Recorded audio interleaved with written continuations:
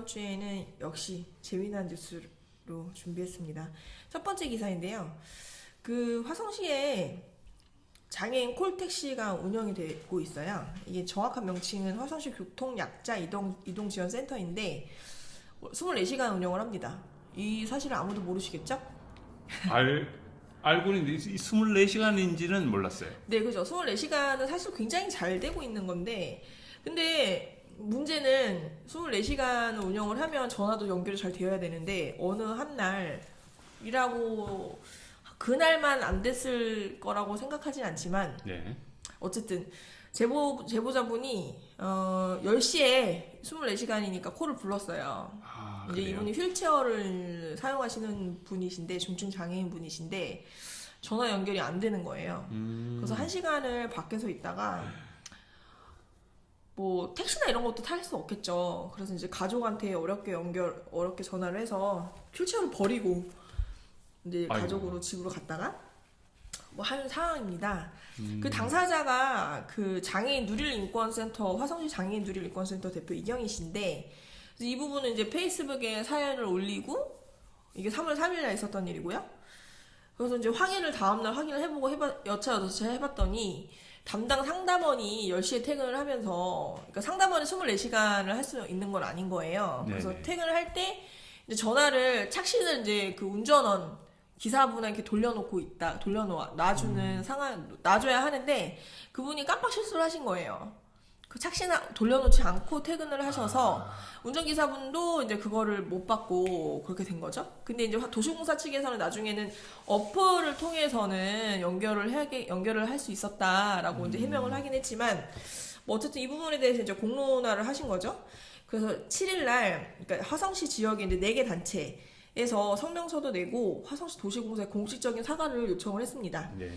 그것뿐만이 아니고 이제 장애인 콜택시가 하루에 무제한 이용되는 건 아니고 4번밖에 이용 못하는 이용 제한도 있고, 뭐 여러 가지 한 10개에서 12개 정도의 이제 사과 요구를 했었고, 김근영 화성도시공사 사장은 9일 당일 이제 콜센터를 이용하는 모든 전원 회원에게 이제 문자로 공식 사과를 했고, 그리고 15일날 간담회를 열어서 어떻게 이제 이런 대책을 마련하겠다라고 이제 이야기를 뭐 충분히 간담회를 했다라고 합니다. 그래요.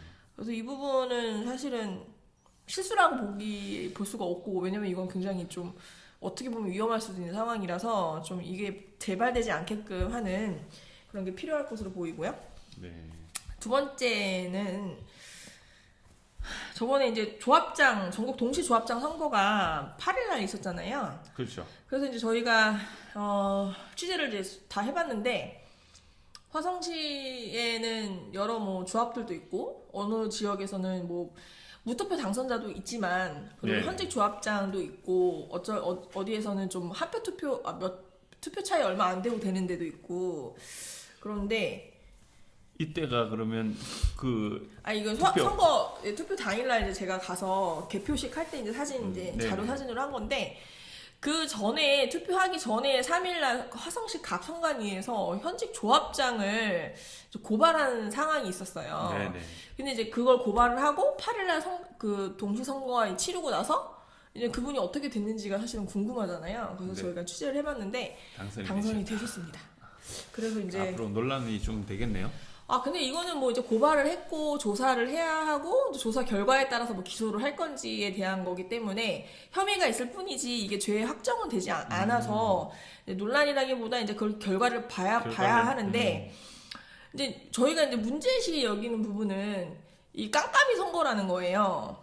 어떤 부분이니까? 그러니까 조합장 선거가 보통 다른 정치 일반 선거에는 뭐 이렇게 검증하는 기관들이 좀 있는데, 그렇죠. 예. 여기에는 토론회라든지 이런 것도 지금 이타 없는 선거법에 상황이고. 따라서 토론을 할 수가 없어요. 네네.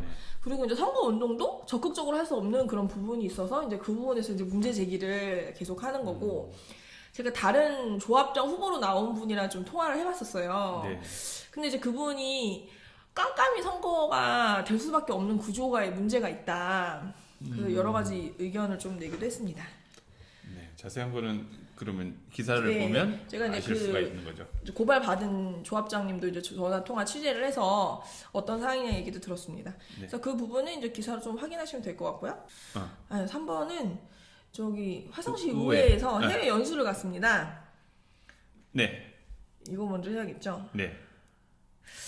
그래서 뭐 이제 상임위 별로 호주도 가고 네네. 스페인도 가고 많이 갔어요. 이제 의원들이 이제 선진국의 그런 일정을 좀 보기 위해서 가는 것 자체는 나쁘다고 할 수 없겠죠. 네, 그렇죠. 하지만 이제 그것이 외유성이지 아닌길 위해서 어떤 규칙에 따라서 이건 반드시 사전 검사를 심의를 받아야 하고 떠나기 전에 의회 홈페이지에 이게 이제 공개를 하게끔 되어 네. 있는데 의회에는 그 홈페이지에 공고 자체가 이루어지지 안돼 않은 있다. 상태에서 이제 네. 간 부분에 대해서 이제 제가 취재해서 이 기사를 썼던 상황입니다.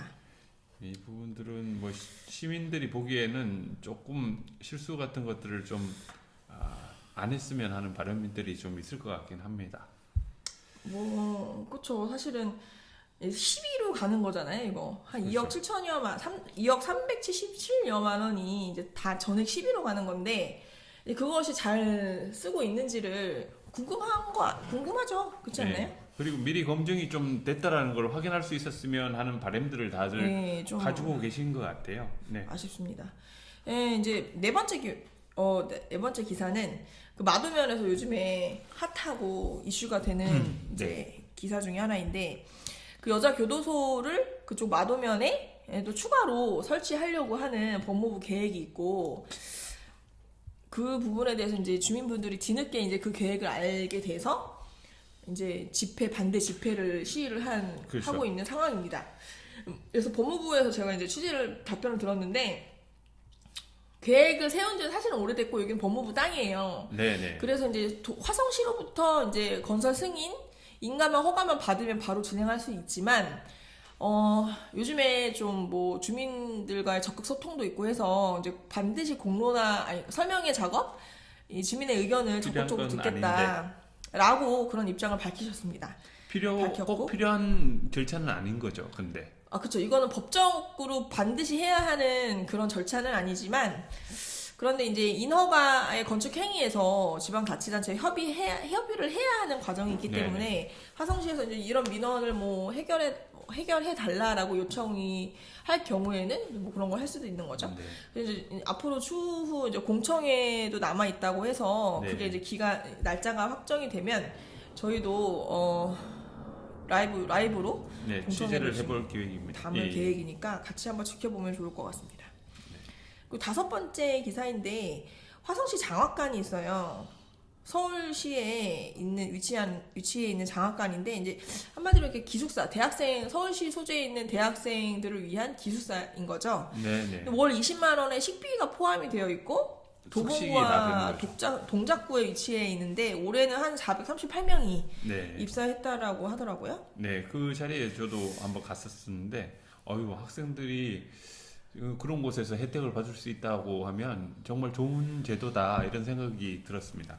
그럼요. 왜냐면 지금 뭐 집 구하기가 엄청 어렵잖아요. 그럼요. 네. 어려워서 이제 잘 했으면 좋겠네요. 여섯 번째 기사는 화성 시민의 날이 있었죠. 오늘 그렇습니다. 시민의 날 기념식이 UNI 센터에서 있어서 직접 가셨었죠. 저희가 유튜브 라이브로 좀 중계를 했었는데, 이날 그 홍보대사? 네네, 홍보대사로 또 그 홍보대사도 연예인 두 분이 선정이 됐다고. 되게 유명한 개그맨 분들이시죠. 그렇죠. 엄청 저도 좋아하는 개그맨들인데 한번 만나보고 싶네요. 한번 볼까요? 이용진, 이진우 씨인데 저희 신문에 한번 와주시면 감사하겠습니다. 아, 네. 공식적으로 요청을 드리고 싶네요. 이거 한번 잠깐 화면 보시겠어요? 여기 안 나오는군요. 예. 이 화면 보시면 화질이 좀 아쉽긴 하네요. 이때 핸드폰, 그러니까 이 방송용 지금 장비가 너무 뜨거워져가지고 갑자기 꺼지는 바람에 다시 세팅을 하고 있는 중이에요. 그래서 좀 아쉬움이 저도 좀 많이 남습니다. 뭐 그건 기술적인 부분이긴 한데, 저분들이 이제 병점에 오셨군요. 네네. 화성의 고향인 두 분이시죠? 그렇죠. 네네. 가장 잘 보이는 곳에 네, 아, 감사합니다. 부모님도 오셔가지고 너무 예, 나중에 한번 만나 뵈면 좋겠다는 생각이 와, 들었어요. 정말 뭐랄까 가문의 영광일 수도 있겠네요. 네. 네, 이상으로 저희 기사 뉴스 읽기는 마치고 저희 신문사에서 좀 홍보할 것이 몇 개 있다고 하셔서 좀 홍보의 시간을 갖자면 저희가 칼갈이 사업도 시작했다고 하더라고요. 칼갈이 사업이라고 하기는 그렇지만 네. 저희가 사회적 지금 예비 사회적 기업으로 해가지고 예. 지역 사회와 함께 이제 하는 프로그램으로 예. 지역민들의 이야기도 듣고 그다음에 저희 홍보도 좀 하는 걸로 해서 칼과 가위를 무료로 갈아주는 그런 행사를 계획을 해서 지금 홍보 중에 있습니다. 그걸 누가 갈아주죠? 그거는- 전문가가 갈아주시나요? 예, 전문가가 갈아드립니다. 네, 그리고 또 하나 홍보는 저희가 예비 사회적 기업이지 않습니까? 네, 그래서 저희 그 4월 1일 날 기배동 벚꽃 축제가 있는데 맞아요. 거기에 저희가 이제 시민신문으로서 부스를 하나 얻게 됐어요. 네. 그래서 그날 시민과의 만나는 장을 열고 시민신문 홍보도 하고 저희가 유정란을 네네. 홍보 물품으로 하나 가져갈 계획입니다. 그래서 그날 네. 기배동에서 만난 시민분 여러분들과 인사도 나누고 네, 저희 네. 홍보도 하고 저희 유튜브 구독하기를 눌러주시면 저희가 이제 계란, 이거 진짜 좋은 계란이거든요. 계란을 이제 선물로 드리겠습니다. 그럼 4월 1일 날 즐겁게 뵙도록 하겠습니다. 네. 이상 끝내면 되죠? 네네. 다음에 뵐게요. 다음 주에 봐요. 감사합니다.